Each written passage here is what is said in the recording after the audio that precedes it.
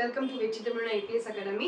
இன்னைக்கு நம்ம என்ன பார்க்க போறோம் அப்படினா டே ஷிஃப்ட் 3 தான் வந்து பாத்தீங்கன்னா பார்க்க போறோம். சோ அதுக்கு முன்னாடி ஒரு சின்ன இன்ஃபர்மேஷன் நம்ம வெற்றி தமிழ் IPS Academy உடைய மூணாவது பிரான்ச் வந்து பாத்தீங்கன்னா நம்ம திருத்தணியில வந்து பாத்தீங்கன்னா ஸ்டார்ட் பண்ணிருக்காங்க.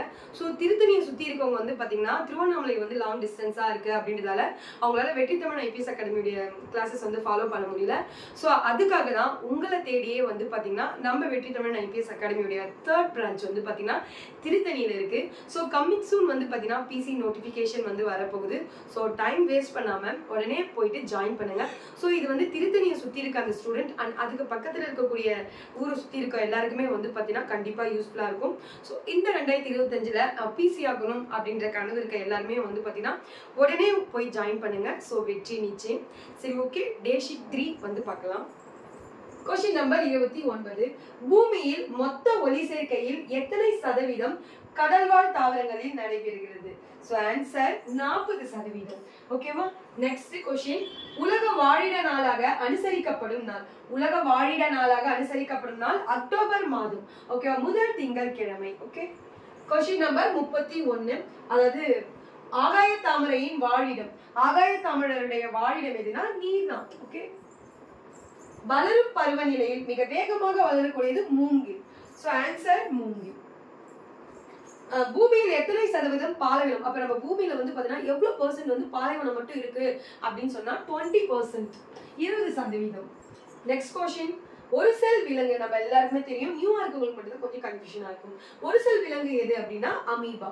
So answer amoeba. Next.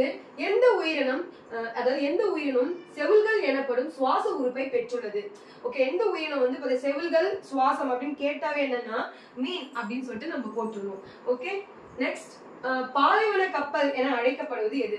So பாலைவன கப்பல் என அழைக்கப்படும் விலங்கு வந்து பாத்தீங்கன்னா ஒட்டகம். ஒட்டகத்தை தான் வந்து பாத்தீங்கன்னா பாலைவன கப்பல் அப்படின்ட்டு அழைப்பாங்க. நெக்ஸ்ட். தமிழ்நாட்டின் மாநில விலங்கு. சோ தமிழ்நாட்டின் மாநில விலங்கு வந்து பாத்தீங்கன்னா வரையாடு. ஓகே. சோ இது வந்து பாத்தீங்கன்னா வரையாடு தினம் வந்து அக்டோபர் 7, 2022ல இருந்து வந்து பாத்தீங்கன்னா செலிப்ரேட் பண்ணோம். சோ இது நம்ம கம்பல்சரி பார்க்கணும்.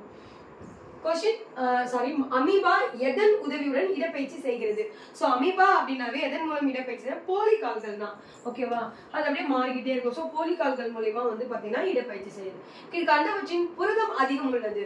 சோ கண்டவற்றின் புரதம் அதிகமா இருக்கக்கூடியது வந்து பாத்தீங்கன்னா சோயாபீன்ஸ். சோ சோயாபீன்ஸ்ல தான் வந்து பாத்தீங்கன்னா புரதம் வந்து அதிகமா இருக்கு. நெக்ஸ்ட்.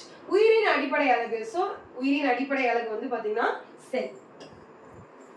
நெக்ஸ்ட். செல்லை கண்டுபிடித்தவர் ராபர்ட் ஹூக். இவங்க தான் வந்து பாத்தீங்கன்னா செல்லை வந்து பாத்தீங்கன்னா கண்டுபிடிச்சிருக்காங்க. நெக்ஸ்ட். மனித உடலில் மிக நீளமான செல் எது அப்படின்னா நரம்பு செல். செல்லின் ஆற்றல் மையம் என்று அழைக்கப்படுவது மைட்டோகாண்ட்ரியா. ஓகேவா? சோ இப்போ வந்து பாத்துருக்க இந்த क्वेश्चंस எல்லாமே வந்து பாத்தீங்கன்னா நியூவா ஸ்டார்ட் இதுக்கு முன்னாடி படிச்ச எல்லாருமே வந்து பாத்தீங்கன்னா மறக்கும். क्वेश्चन அப்படினா அதிகமா நம்ம ஹார்ட் போட் தான் வந்து படிச்சிருப்போம். ஓகேவா?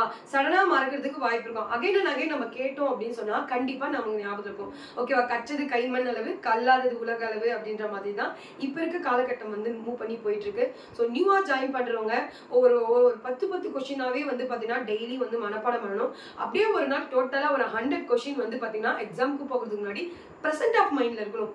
ஆப்ஷன் வச்சு எழுதுவேன் அப்படின்றது அது அடுத்த செக்ஷன். ஏன்னா நிறைய படிக்கிறீங்க science, social science, psychology, maths, current affairs அப்படின்ட்டு.